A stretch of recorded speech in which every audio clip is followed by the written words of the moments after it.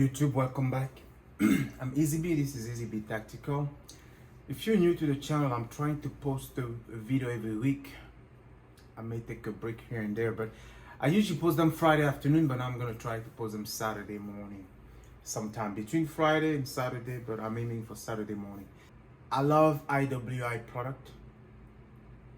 One of my favorite being the Tavor X95. I also love Meprolight. So I recently acquired a Galil Ace Gen 2 in 545 by 39, which is what we're going to focus and talk about today. But I haven't had it too long, right? And I'm not one to modify the gun too soon, too fast, too extremely. However, I made a few upgrades. We're going to talk about it high level. And I've been trying to kind of shoot it enough to see how it performs indoors, outdoors, long and close range. I have not done any long range shooting enough to make a video and talk about it, I feel like. But so far I set it up with a couple of things. Dead Chemo flash hider, Enforce weapon mounted light, which I really love the Enforce product. What else? Strike Industries hand stop, leveraging the M-Lock rail that comes with the Galil Ace Gen 2.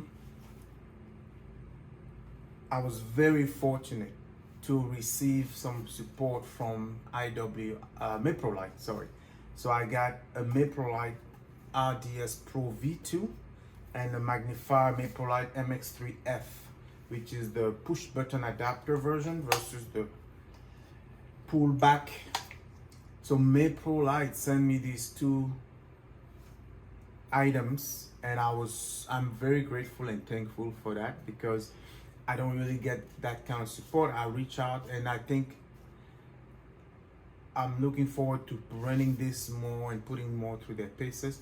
However, for now, I haven't gone long range fully yet, but I did use it. I've been using the red dot more because I didn't need to use the magnifier, but I mounted it. So we're gonna be testing it. I think Meprolight, I have one actually that I purchased. This one was not sent to me, but I've always run a Meprolight M21 on my Tavor. I've had several classes taken, and I shoot my Tavor quite more often, or what I've had in the past. However, if you're not familiar to Galil, Israeli rifle, very good weapon. This is the third generation of them. There's a traditional Galil that I would love to have. I grew up seeing that around me where I come from. I definitely grew up around Israeli firearms, European firearms, and I've always loved them. So another sidebar, I want to present the rifle. There's a cool book, The Weapons Wizard, if you want to learn more about Israeli books, Israeli arms manufacturing, and the military style and mindset. This is a good book to read. The Galil Ace Gen 2 has a lot of changes from the Galil Ace Gen 1. There are several videos out there. I don't want to bore you, because there are some people who review them more extensively than I'm about to do for this video. However, why did I get this one?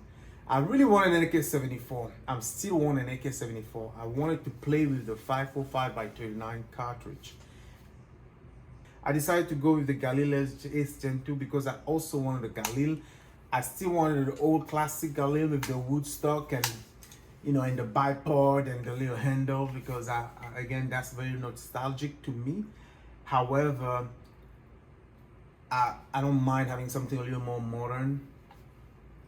So I was able to get this one. I paid for this one, and I actually got a very good deal for it. They usually go for $1,800. I paid much less than that. I really like the fact that the cover is automatically going up and down based on when you charge you pull the charging handle. A few things I don't like so much about the rifle. I'm not super in love with the brace, SB Tactical brace here with one position. It's now 3 position for me, but it's a bit, it feels flimsy, although it's not, just because it rattles, maybe because it shakes a little bit, and I don't know why. Maybe it's just me. I'm still struggling sometimes when I'm running this, trying to be cool, I'm struggling to pull that down and fold it. So I like a mechanism that's sturdy, but that's not gonna require you too much. So I think eventually I may find a sweet spot to push down and pull, push down and twist. But for now, I'm still getting used to it. It comes with one Meprolight 545 magazine, and I purchased this Bakelite Bulgarian, Bakelite, well, not for the color, but AK style Bulgarian 545 magazine, which I've been running, which are also cool. I definitely want to tune up this rifle. I haven't done it. I'm not done yet, right? There's a lot more to be done. I'm thinking about some KNS precision piston adjustment rod, but I don't know if I'm gonna need it because since I put the chemo device flash hider, I haven't had a chance to shoot it suppressed actually.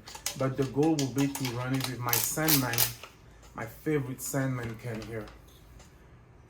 Initially, I was gonna go silencer cool. I reached out to them. They suggested the Omega 300 or the Seeker 556. Omega 300, I think, is what they recommended for silencer cool. But I figured I will run the dead air for now and see what happens because I don't have an Omega 300 or Seeker. I do have other silencer cool cans. Anyway, let's go to the range with this guy. I went to the range. I filmed some comments. And then we'll go back.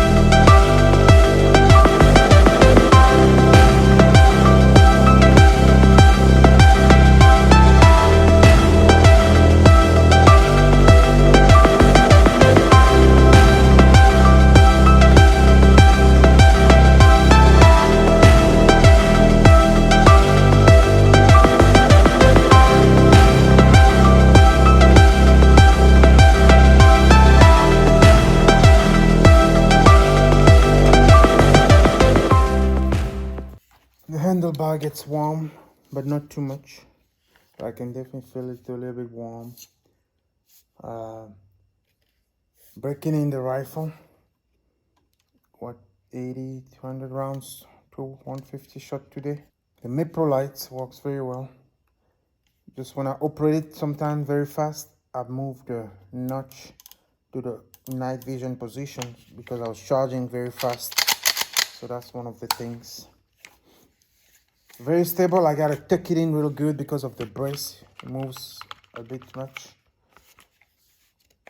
Very good. Not a single failure, not a single issue. Was shooting on the move. Not too bad. Shooting on the move and shooting one-handed. I start seeing a bit of craziness here.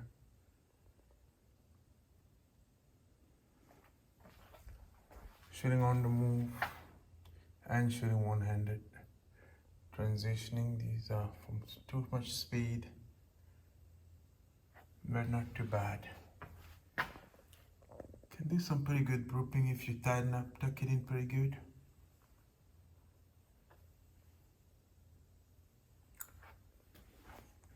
"25, 20 yards. The grip is slim, but you know what? It's not a problem to me, man. I felt like it would be a problem, but it's not a problem so far. Feels good. Well, as you can see from the video, the red dot, I really like the Meprolight RDS Pro V2. I have the M21, which doesn't require any battery. We'll talk more about it on another video, which I think I never reviewed my X95, or this one anyway. But the RDS Pro V2, very sturdy body. It's encased pretty well. It's very bright. It's very bright. It's got all these four positions, 0 not being counted, one of them. 1, 2, 3, 4, and 4, I believe, is for night vision. You will not see the red dot if you do not have night vision goggles. It takes double A's batteries, which I think is very practical for when you're in the field. Nothing too fancy, right? Doesn't take a special battery. A single double battery. I think one of the reasons I like IWI Meprolight, which actually, by the way, if you don't know, they're part of the same corporation group consortium.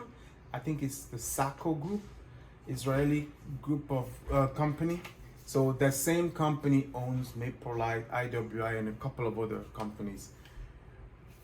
That's why I kind of reached out, because I felt the Meprolight would be a good pair for the Tavor Galil, for the Galil Ace Gen 2. However, I'm going to run it on my other non-Israeli firearms because it belongs to any platform.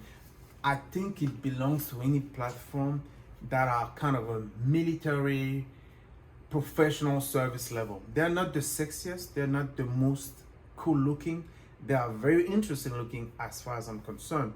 But if you're thinking IWI, if you're thinking Meprolight, it may not be as attractive to consumers, because as I'm looking at it, or every time I look at them, they look more professional and more military focused and oriented. So keep that in mind if you feel like it's a little different than what you're used to. But it's I think they're very strong product. Never had my issue with mine. They're both the RDS Pro V2 and the Magnifier MX3F have quick detachment mounts, which is great when you want to swap and put on different platforms. I have not put too much time on the MX3F because I have not shot it long range yet, but as soon as I find a range with 1,000 yards, one day I'm gonna take this rifle and try to see how far I can shoot it with my level. And I'm not a long range shooter, I'm no sniper, I guarantee you that. I'm gonna see how far I can shoot it until I start missing completely with this setup. And then I'm gonna do the same maybe with a scope and we can compare. We'll see. MX3F magnifier, 3 times magnification, very robust, adjustment of field of view. Of course, both the red dot and the magnifiers have elevation and windage adjustment, as you can see, as you can expect from any major red dots. I chose the push button adapter because I never had a magnifier with that.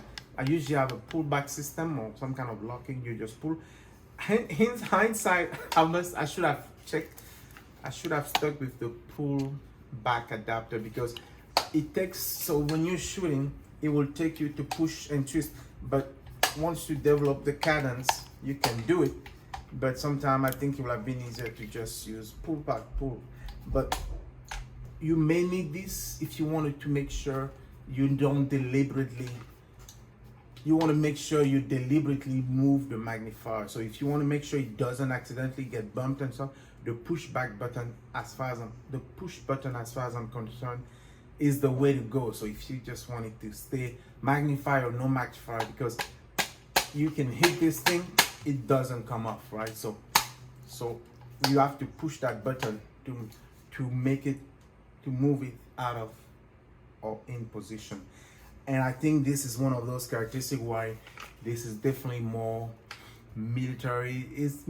I feel like he has a certain level of ruggedness that would be very good for military standards and police and people who really actively shoot, run, gun, and go in expedition with the firearms for a living. I know I didn't go full detail on anything. I will have subsequent video, but overall I like the rifle a lot. I'm looking forward to shooting it more. I definitely do want to thank Meprolight for trusting and supporting this small channel of mine by sending the RDS Pro and the MX3 FT.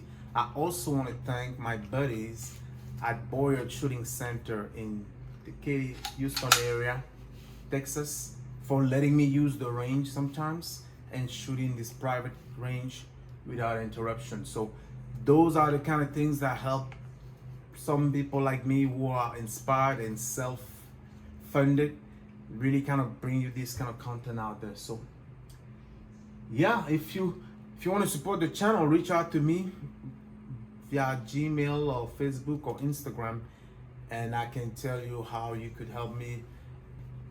I appreciate the support. Thanks for watching and have a great weekend.